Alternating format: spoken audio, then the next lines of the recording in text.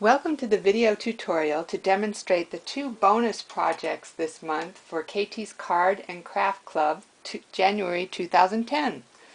The first thing I'm going to show you is how to make paper leaves from scrap pieces of green paper. And I have a 2-inch wide piece of paper here. I would recommend at least 2 inches wide.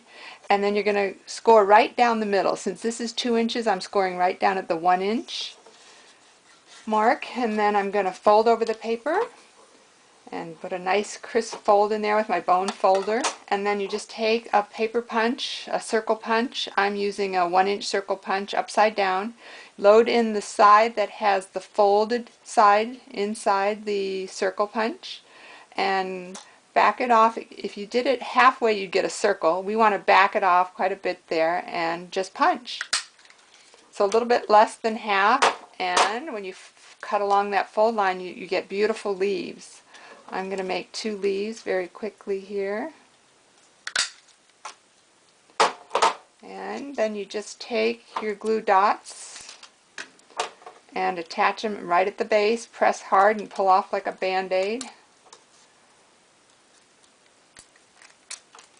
And then I have a paper flower that I put a gem brad in, and for the projects I'm showing in this video I used Elements with their gem brads.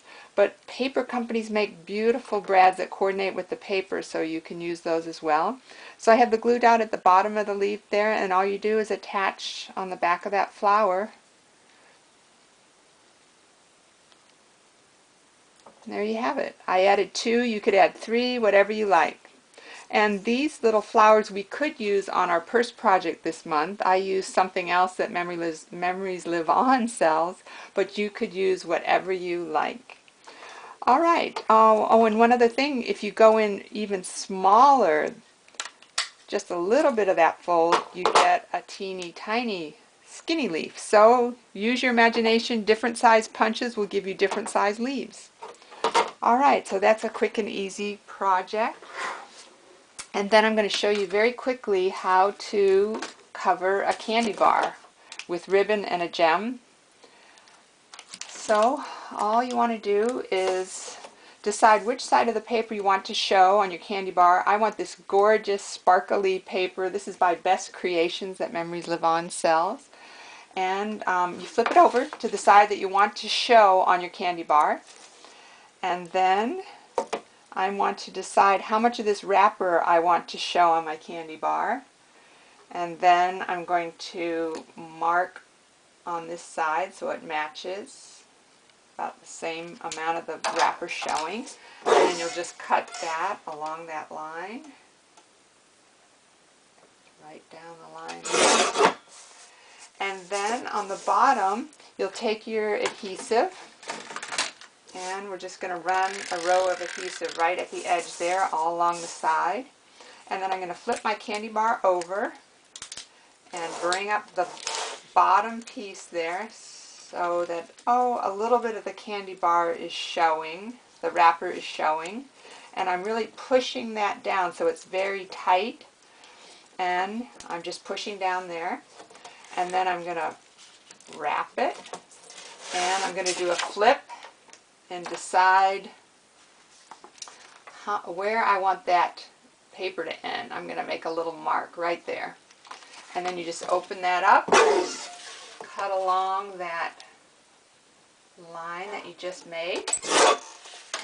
And we're going to flip it back over, put adhesive down that side. Again, push down with the candy bar to make this really tight at the bottom. And then just fold your paper over and try to keep this a nice straight line. Alright, and then I have a piece of ribbon, and the way to tell how much ribbon you need is when you cross it over, you want about 1.5 inches to 2 inches showing. So I'm going to trim that with a pair of scissors that I keep just for ribbons. You want a really sharp pair of scissors that you use only for ribbons because paper will dull your scissors. So to begin with, we have a gem. and I've opened up the back flaps. I've turned it over, and if you're using thick ribbon, you'll want to really take some needle nose pliers and open that even wider. So you want to open up those flaps, and to begin you cross the left over the right and load the ribbon with the brad facing up, so the gem is facing up. You want to load all that ribbon right into the center with left over right on your ribbon. I've got it loaded in, and I'm going to flip that whole unit upside down. Take the bottom flap and push that down to the northeast, and the top flap, push that down towards the southwest. So it makes a little crisscross. And then you just flip it back over and then just gently pull on the ribbon. And maybe you might have to adjust that brad a little bit so it does not show. And you can adjust it. And then all you do is cut it. And there you have it. If you wanted to, you could put one little glue dot underneath there to hold the whole thing in place if you'd like. And there you have it. Enjoy!